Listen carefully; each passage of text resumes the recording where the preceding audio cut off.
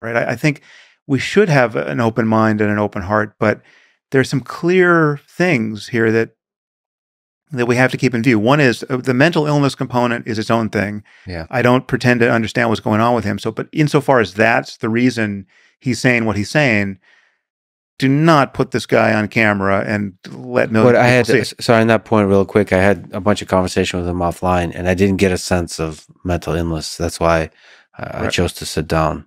Okay. And I didn't get it. I mean, mental illness is such a... But when he shows up in a GIMP hood on Alex Jones's podcast, I mean, either that's more, genius performance in his world, or he's unraveling further. I wouldn't put that under mental illness. I think there's another conversation to be had about how we treat artists. Right. Because they're weirdos. They're very, I mean, taking words from Kanye as if he's like Christopher Hitchens or something like that, like very eloquent, researched, written many books on history, on politics, on geopolitics, on psychology. Kanye didn't do any of that. He's an artist just spouting off. And so that's a different style of conversation and a different way to treat the words that are coming out of his mouth. Let's leave the mental illness aside. So if we're going to say that there's no reason to think he's mentally ill, and this is just him being creative and brilliant and opinionated, well, then that falls into the asshole bucket for me. It's like then he's someone, and honestly, the most offensive thing about him in that interview, from my point of view, is not the anti-Semitism, which we can talk about, because I think there are problems just letting him spread those memes as well. But the most offensive thing is just how delusionally egocentric he is, or was coming off in that interview and in others. Like he has an estimation of himself as this omnibus genius to rival, not only to rival Shakespeare, to exceed Shakespeare, right? I mean, it's like he is the greatest mind that has ever walked among us. And he's more or less explicit on that point, and yet he manages to talk for hours without saying anything actually interesting or insightful or factually illuminating, right? So it's complete delusion of a very Trumpian sort. It's like when Trump says he's a genius who understands everything, but nobody takes him seriously. And one wonders whether Trump takes himself seriously. Kanye seems to believe he seems to believe his own press. He actually thinks he's just a colossus, and he may be a great musician. I'm not. It's certainly not my wheelhouse to compare him to any other musicians. But one thing that's patently obvious from your conversation is he's not who he thinks he is, intellectually or ethically or in any other relevant way. And so when you couple that to the anti-Semitism he was spreading, which was genuinely noxious and ill-considered and has potential knock-on effects in the Black community. I mean, there's an ambient level of anti-Semitism in the Black community that is worth worrying about and talking about anyway. There's a bunch of guys, playing the knockout game in Brooklyn, just punching Orthodox Jews in the face. And I think letting Kanye air his anti-Semitism that publicly only raises the likelihood of that rather than diminishes it. I don't know. So let me say just a couple of things. So one, my belief at the time was it decreases it. Showing empathy while pushing back decreases the likelihood of that. It might on the surface look like it's increasing it, but that's simply because the anti-Semitism or the hatred in general is brought to the surface, and then people talk about it.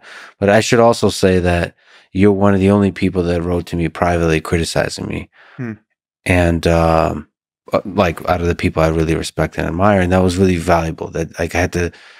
Painful because I had to think through it for a while. Yeah. And it still haunts me because the other kind of criticism I got a lot of, people basically said things towards me based on who I am, that they hate me.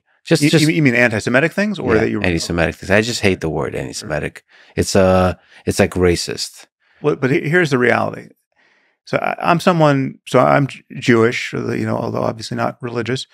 I have never taken, I've been a student of the Holocaust. Obviously, I know a lot about that, and there's reason to to be a student of the Holocaust, but in my lifetime and in my experience, I have never taken anti-Semitism very seriously. I have not worried about it. I have not made a thing of it. I've done exactly one podcast on it. I had Barry Weiss on my podcast when her book came out.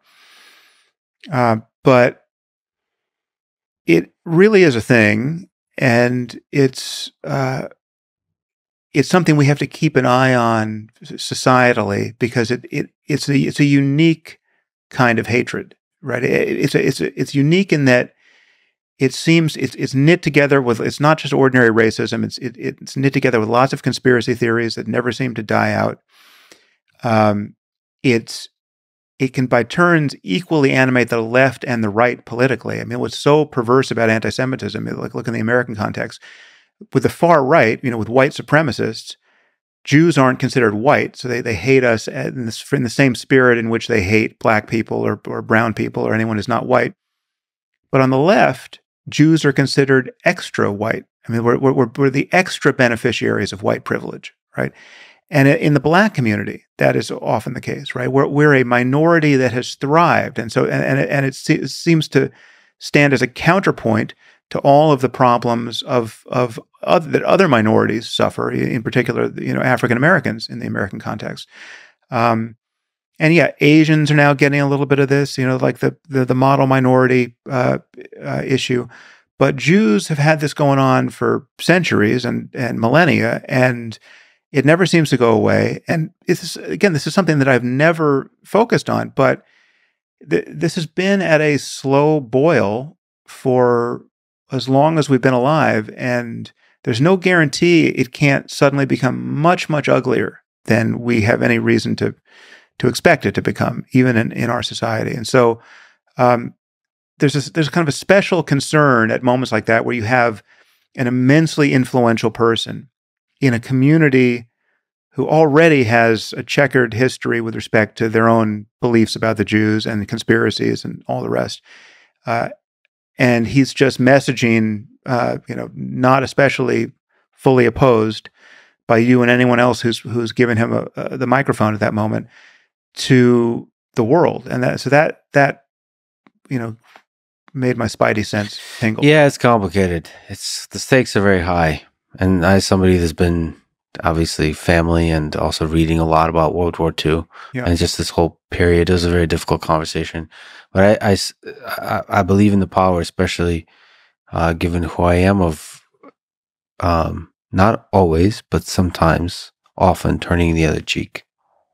Oh yeah, and again, things change when they're for public consumption. Sure. When it's like, I mean, the cut for me that has just the use case I keep stumbling upon is the kinds of things that I will say on a podcast like this, or if I'm giving a public lecture, versus the kinds of things I will say at dinner with strangers or with friends. Like if you're in an elevator, like if I'm in an elevator with strangers, I do not feel, and I hear someone say something stupid, I don't feel an intellectual responsibility to turn around in the confines of that space with them and say, listen, that thing you just said about X, Y, or Z is completely false, and here's why, right?